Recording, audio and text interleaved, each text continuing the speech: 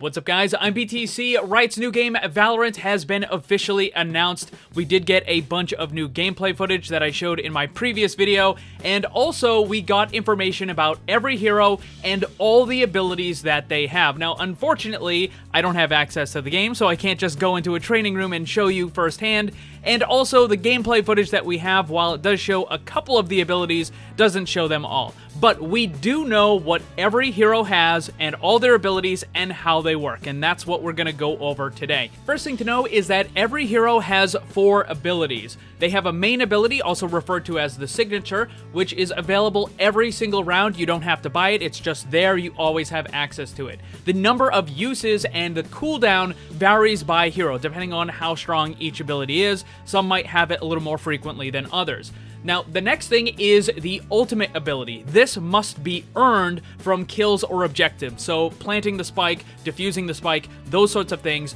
It's estimated that you can get access to your ultimate ability once every 3 rounds or so.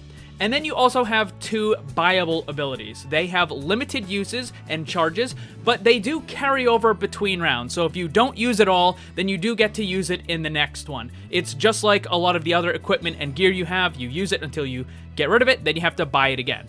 Alright, let's check out these hero abilities. So first up is Phoenix. He's got control of fire. His main ability, the signature, is Curveball. He throws a flashbang that curves around corners. I'm guessing this is going to be very similar to what we have in CSGO, where it's going to somehow disorient the enemy players, possibly make their screen go white, those sorts of things. His first buyable ability is called Hot Hands. He throws a fireball that covers a small area in flames after a short wait, or when it hits the ground. These flames damage your enemies, but heal you.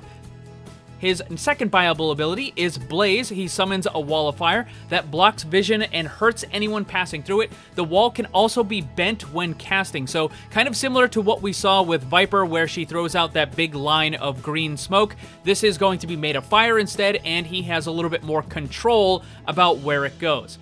His ultimate is called Run It Back, marks your current location and starts a short timer. When the timer expires, or if you die, you respawn at the marked location with full health. This sounds like an unbelievably powerful ability. You can use it, obviously, for scouting, but you can go in and try to deliberately trade 1-for-1 with your enemy team, because you're going to respawn and they won't. So it will be incredibly powerful. I think this is going to be one of the best ultimates in the game. Next up is Jett. We've seen quite a bit of her in the teasers and some of the other footage. Her main ability, the signature, is Tailwind. Immediately dash a short distance in the direction you're moving. Her first buyable ability is the Cloud Burst. You can throw out a cloud of fog that obscures vision on impact and hold down the ability button to bend the cloud's in-flight trajectory. Again, we've seen this quite a bit. This is that big ball of air that blocks off the area. Now, you can still go through it, but you just can't see through it. Her second buyable ability is called Updraft. After a brief upwind, propel yourself upwards. So this is just a very high jumping type ability. And her ultimate is called Blade Storm, which again we've seen in the teasers quite a bit. Arm yourself with several deadly throwing knives that deal moderate damage and kill on headshots. Scoring a kill restores all daggers. Left click throws a single dagger, right click throws all remaining daggers in a short ranged burst. So this is a very interesting ultimate, because if you're being accurate with it and you're getting those eliminations, then you get to keep using it for the rest of the round. Very powerful. Next up is Viper. Her main ability is the Toxic Screen. Deploy a long line of gas emitters that you can reactivate to create a tall wall of toxic gas at the cost of fuel. Again, we've seen this in the teasers quite a bit. It's that big wall of green smoke. Her first buyable ability is called the Snake Bite. Fire a projectile that explodes into a pool of damaging acid. Sounds pretty simple. It's just an area control measure.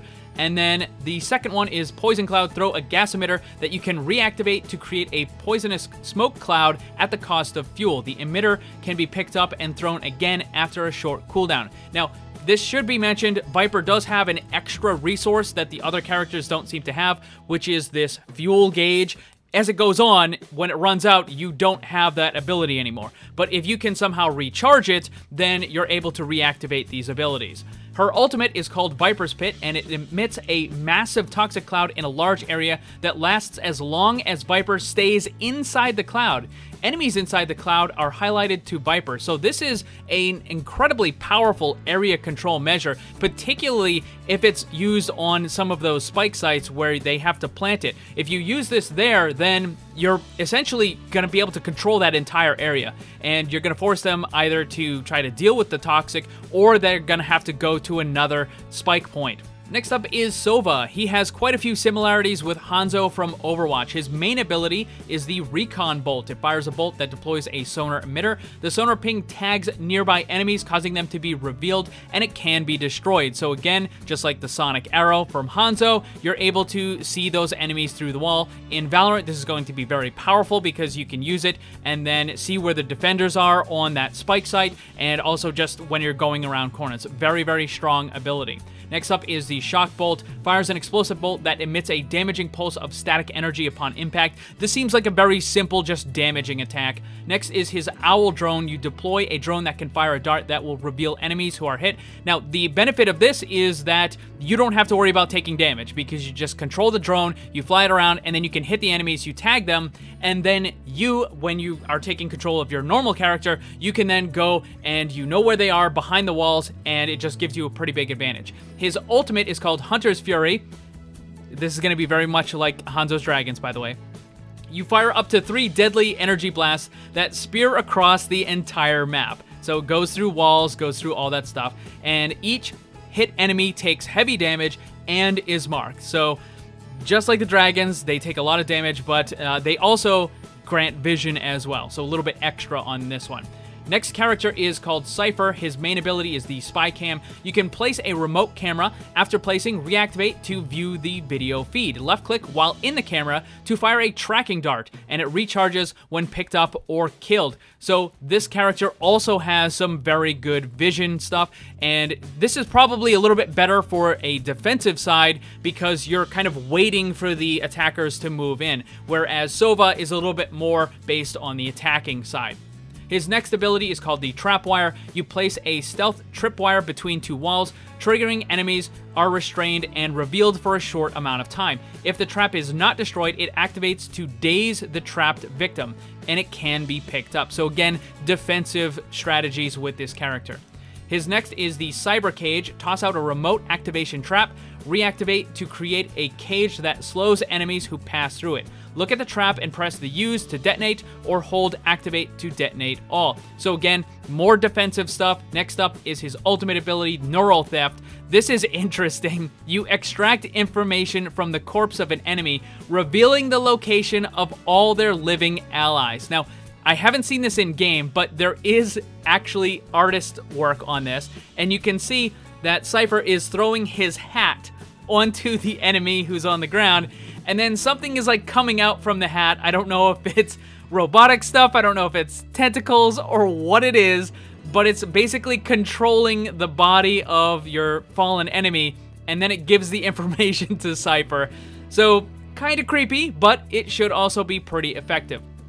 Next character is Brimstone. His main ability is Sky Smoke. Use your map to call in orbital deployment smoke screens that obscure vision. Click to set the locations and confirm to launch. So this seems like it is the holographic thing that we saw on his forearm in some of the earlier images where he's kind of looking at something and you have this little holographic image that pops up. This is probably what you're seeing while he's using this ability.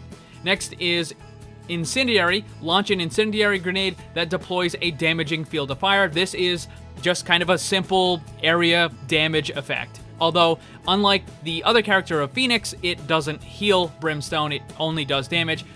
Next up is his Stim Beacon. You target a nearby location to call in a Stim Beacon, giving all players near it rapid fire. So this is an increased attack rate from what I've seen. Your teammates get this buff, but if the enemies get close enough, they also get it. So you got to be really careful with this and where you put it. And then his ultimate is called Orbital Strike. Use your map to target a location, launching a devastating orbital strike that pulses for high damage over several seconds. So very, very powerful ability.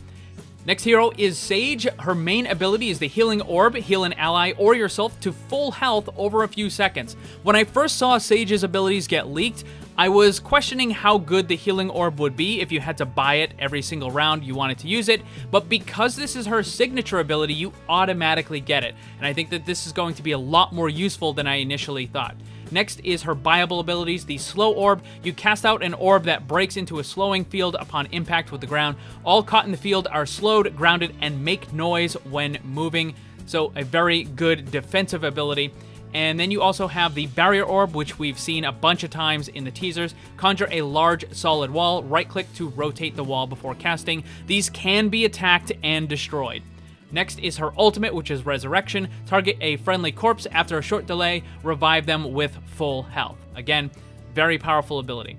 The next hero is called Omen. I don't believe we've seen any artwork of this character or he's been in any of the gameplay footage at all. I think this image might be the only one of Omen, and I'm not talking about Cypher in the middle here. I'm talking about the hands that are kind of wrapped up holding the knife. And I'm not even 100% certain that that's actually Omen. It could be one of the other characters, but this is basically as close as we've gotten. The character is a hidden hero right now, and I'm sure that Riot will release more information on him later, but we do still have all of his abilities. So his main ability is called Dark Cover. You cast out a stealth ethereal orb that bursts into an obscuring sphere of shadow at its final location. Can be charged to increase distance.